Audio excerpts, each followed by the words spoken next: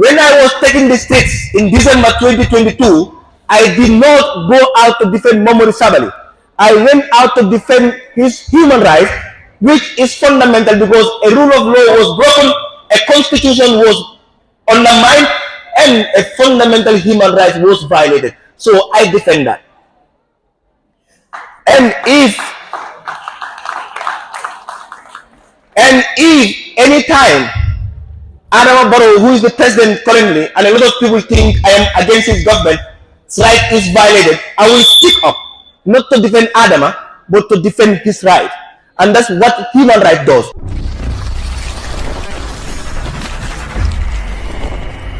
Um, 2013, 2014, 2015, I was in this hall as a student of the Gambia College. That alone could shape and tell you the power of teachers in shaping the world. And of course, my good brother gave a very good example. In my junior school times, if you tell anybody Omar Saibou will be guest speaker at the Gambia College, will tell you no. Probably they will believe you that Omar Saibou will be at Olympics now, because all what I did at high school, at junior school, was scout and athletics. Not necessarily not a fan of academics, but probably in a different way. But it's a pleasure to be back home, and I am glad to stand here for two reasons, or three. First, I went through Gambia College, and coming back to Gambia College is of course a pleasure. Secondly, I am a trained teacher, and I have taught at junior school and at high school, and of course I have assisted as teaching assistant at the Gambia College as well. But most importantly, to speak on a topic I am more passionate about, a job I love to do, I love to speak about, and I love to instill in the minds of everyone. The public speaking competition have given me an easy job, because already they have talked about the role of teachers in society. But specifically, when we talk about human rights and social justice, I keep telling people, for me as a human rights activist, I take the streets, I take social media, I take platforms where probably I will not interact with young people directly, especially students. But you see, teachers, they are the first human rights defenders, because human rights begins in the four corners of the classroom and in the four corners of the school. Somebody made mention that in our homes, when I tell my younger sister what to do, she listens to what the teacher says. So therefore, if I tell my younger sister, if you are harassed, you need to speak up, it becomes fundamental for the teacher to remind her that if she is harassed in school, she needs to speak up, because that's a human rights issue. If education is a fundamental human right, the action and inaction of a teacher in the class empower how much we speak on human rights and then education as a fundamental human right. And that is why I will say teachers are the first human rights defenders. We are human rights defenders not because we go on the street and remind President Barrow that he needs to safeguard our rights, not because we take the streets and hold placards and say we want our stolen monies back, not because we take the streets and tell the police to give us permit, but because we do one of the most fundamental. You see, in any development trajectory, there are two approaches: top-bottom approach and the bottom-top approach. What is the top-bottom approach? The problem is out there already and it needs to be solved. And some of us, the human rights activists, is where we live.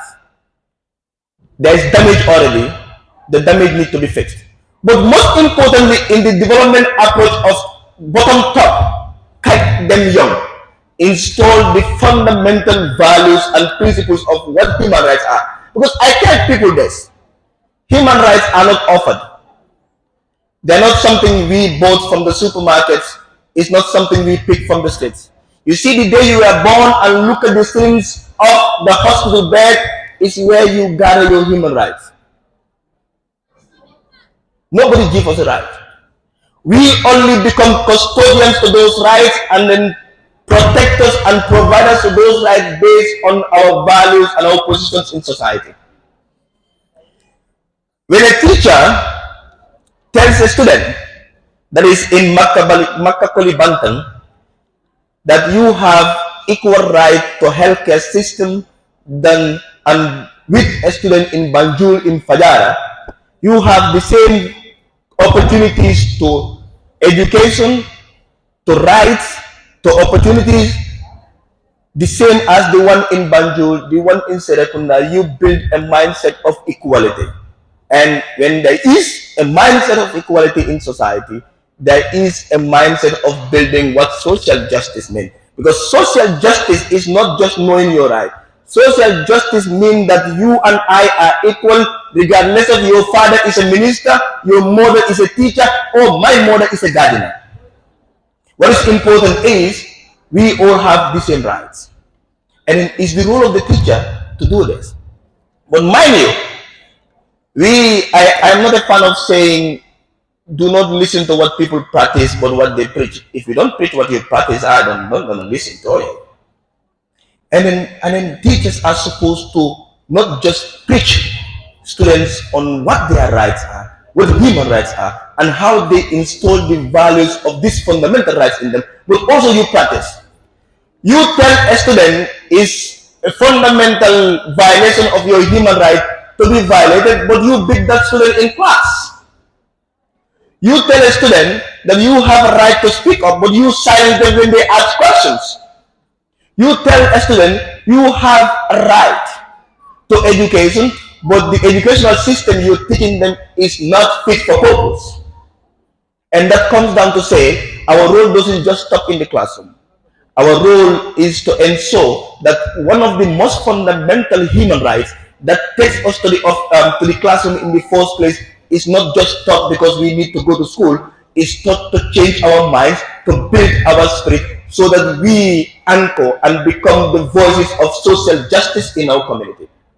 You see me, when I was in high school, I didn't know what is human right because nobody taught me what my rights were. When I came to Gambia College,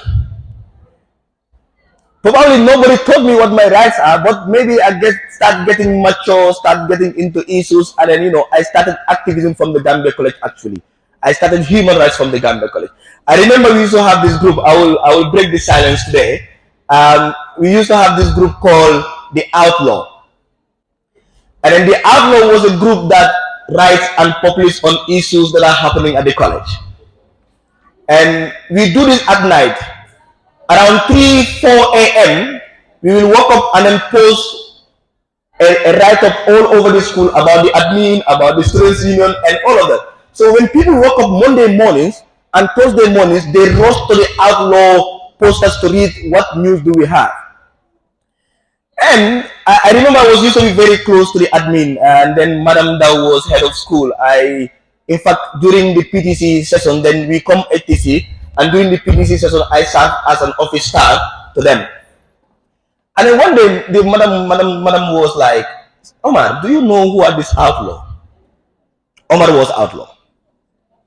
And I told him, Ma, I don't know this outlaw, but they have very valid points. Huh? They are doing a good job. And then one day, I had a brother who is now teaching at the School of Public Health, Sir Omar Silas, SG, was the Student Union Secretary General. And outlaw had a member in the Students' Union. In fact, the Students' Union will be meeting, and then we will know what the meeting is about. And the Students' Union called me and said, we want you to investigate who the outlaw are. You know what I did the following morning? I brought a headline out and say, Omar Camara, the admin and SU informer is assigned to investigate the outlaw. I wrote it. And then this is where my activism, especially for human rights, started from. But when I started going to schools to teach, my former students from Anne-Marie Vivia, from Kabafida, and in fact from public health and agriculture, where I was teaching writing skills and research, will tell you I will not end my lessons without reminding them that everyone have a right, and it becomes everybody's responsibility to protect not just your right, but the right of people around you. And I keep saying this all the time on TVs, on platforms I speak about human rights. You see, Omar is touched and you are quiet, you may be touched tomorrow and you want people to speak. And there is a good example. On the 8th of May, Omar was put behind bars. I was in prison for 2 nights, and it was the people, probably that I have never defended, that went to the streets to defend me. Imagine if I feel like human rights is individual business, I've probably been in the police. I would have not been a guest speaker here today. But also fundamentally, as a teacher, your character, somebody made mention of integrity and character. Your character speaks louder than certain things. I will not mention names, but there is this guy who is very, very vocal on TV and talking about societal issues. And recently, either true or not, have been accused of abusing his wife. And that becomes problematic. If you are outspoken as a teacher and you said, look, rape is against the fundamental human rights of our girls and our women, and you said that lack of quality education is a violation of our fundamental human rights, then therefore you cannot be in a system where our educational system is not quality, where our educational system is not fit for purpose, and where our educational system does not rebuild our mind to who we are, where we are going, and all of that. So I was speaking at the African Liberation Day on similar topic, and I said this. For me, education is not about the grades. Education is not about the A's and the B's and the whatever you have or the GPA. Education is about any time they taught you or they teach you in class, you step out of the class gate and you see a fundamental problem and you critically think about it, and in your mind you already have a solution to solve that. That is what it takes. And everything we talk about in this world is human rights. And then human rights, and that is why human rights are categorized on the 3 forms. You see, most of the time people think freedom of expression, freedom of assembly, and those are the human rights. No. Human rights is beyond just Saibou have a right to protest and Saibou have a right to stand here today and speak. We have one of the most fundamental principles of human rights, which are the social and economic rights. And students need to be taught this. Today, if you go to a classroom and tell a student it's your right to certain social privileges and certain economic rights, such as right to have sponsorship, to go to school, right to have a free healthcare system, right to have a transportation that takes you from home to school, you instill that mindset for them. Not to simply challenge the system to demand them, but they grew up having that mindset that it's not a privilege to demand for certain basic rights. Because you see, of course my mom went to a school, but today my mom feel like going to a hospital in Bansang and having all the medications intact is a privilege. My mom feel like having a better transport system so that she doesn't struggle for 8 hours from Bansang to Banjul is a privilege, because our educational system do not teach us to say it's our fundamental human rights to have access to better healthcare system, access to better educational system, access to food and services, access to everything that enhances our living conditions. And therefore, teachers remind us, teachers taught us, and then of course it's because of teachers I'm a human rights activist today. Probably in 2016 when I started doing my bachelor's in political science, I met Sheikh Matijau. And Sheikh Matijau becomes my inspiration, who taught me how my voice matters in supporting the vulnerable groups, how my voice matters in demanding for accountability, how my voice matters in promoting transparency in our government system, and all that together is what encompasses of what fundamental human rights are. And therefore, the role of teachers in promoting human rights are very fundamental. There is a call to action. And the call to action is, I have been in the classroom, and I have been outside the classroom. I have been on the streets, and I've been outside the streets, and I must say, the call to action is our classrooms must be the first center for social justice and the promotion for human rights. We must catch them young. We must build their mindsets from that onset that you are part of a society where inequalities are very high, where rights to be respected are very minimum, and therefore nobody protect your rights for you. You see, in our society we say, for you to be respected, you need to what? Respect yourself first. For somebody to respect your rights, you must first respect those rights. For somebody to protect those rights, they must see you being a protector of somebody else's rights. And that way, we build a society where fundamental human rights are not just words, are not just written, but they are safeguarded, they are promoted, and they are protected. And then teachers must not just teach mathematics in classrooms, you must not just teach essays in classrooms, you must remind students that they have a life to live. And to live a dignified life in any society, it goes with rights and responsibilities. Remind them of their responsibilities, but remind them of their rights and how they protect those rights and how they protect the rights of their society, their mom at home, their father somewhere else, and all. Because at the end of the day, if one person is touched, everyone is touched. I said this and I will repeat. We deal with a government that is supposed to protect our rights. The state have a fundamental role to protect our rights. But if the state breaks those rights, who protects our rights? Ourselves? How do we protect our rights?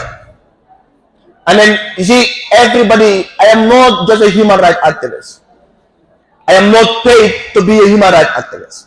Madi is not paid to be a human rights activist. You know why we are? Because we simply value our rights. We simply value the principles of human rights. And everybody individually is a human rights defender. Either you know it or not. If you go out of the street today and somebody slap you, you will protect yourself because your rights have been violated. But if you see somebody else being slapped, you are ought to speak up. Otherwise, if you are speaking for your own right, somebody else will not speak for you. And that is why I said, anytime I go out on the streets to call for the respect for the rule of law, for human rights, for democracy, I don't do it for the person involved. I do it for human rights. And if you could recall, a number of times, a lot of people in 2022, I took the streets to protest against the arrest of Momodou Sabally. When Momodou Sabally decamped to the NPP, a lot of people call me out and say, you see, you defended Momodou Sabally, and now Momodou Sabally have joined a camp you defended him against. I said, when I was taking the streets in December 2022, I did not go out to defend Momodou Sabally. I went out to defend his human rights, which is fundamental because a rule of law was broken, a constitution was undermined, and a fundamental human right was violated. So I defend that. And if any time Adama Barrow, who is the president currently, and a lot of people think I am against his government, right is violated, I will speak up, not to defend Adama, but to defend his right. And that's what human right does. You don't defend in person, you defend in action. Therefore, teachers, your role generally in society is the most fundamental. You make a society, but also you break a society. And I'm glad that the public speaking topic was on that. You see, I still remember what my teachers told me. From junior school to high school to Gambia College and to university. And I still value their voices in class, because today your parents tell you this is blue, and tomorrow you change environment, and probably you go to face a different parent, a different guardian with a different mindset. But you see, teachers have a consistent mindset, because the job of a teacher is anchored on what the society's preamble looks like, not what individual is. A teacher in Bolibana who teaches English is equal to a teacher in New Zealand that teach English, right? So therefore, as you go to the community, first teach yourselves and the mindset that you are a societal treasure, and a societal treasure doesn't become sentimental and take rigid positions. You take positions that are flexible based on societal needs and values. A lot of people think I'm a free thinker because I'm a human rights defender. I pray, I'm a Muslim, right? But I'm flexible with what I say and what I defend. So therefore, do not go to the classroom and tell them that, okay, you have a right, but we don't care about those rights because we live in a society that has culture and religion. We respect culture, we respect religion, but we respect the value of our livelihood and what takes us as a society. Therefore, a teacher is in two personalities: your personality at home and on the streets, and your personality in the classroom. Your personality in the classroom must reflect that of one that inspire a generation, that impact the life of a generation, and that build on a life of leaders of today and who are going to shape the fundamental development trajectory of this society. Therefore, to conclude, teachers are the first human rights defenders. And then we must instill the fundamental principles of what a society should look like from a human rights perspective, from a democratic perspective.